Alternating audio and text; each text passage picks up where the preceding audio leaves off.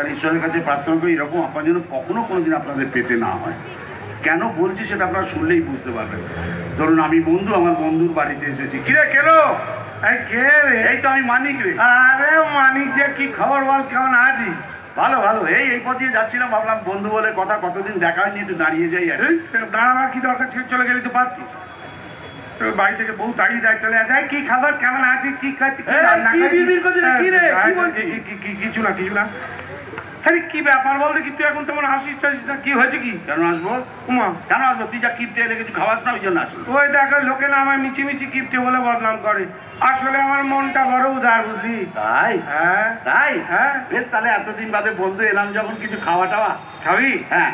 কি খাবি বল? যা খুশি যা খাবি খাওয়া। আরে যা খুশি মানে কি খাবি বল না? মাছ ভাত খাবি, নাকি ডিম টোস্ট খাবি, নাকি পরোটা খাবি, না লুচি খাবি, না রুটি খাবি, না মুড়ি খাবি, না মিষ্টি খাবি, না সিঙ্গারা খাবি, না কিছু? বাবা তুই কি রে? কি হলো? তুফান মেল ছুটে মনে কি রে বাবা? থাম তুই, হোটেলে মেনু কার্ড দিয়েছে না রে বাবা, বল। আর দূর এই সময় কেউ মাছ ভাত খায় নাকি? আচ্ছা মাছ ভাত বাদ, হালকা বল।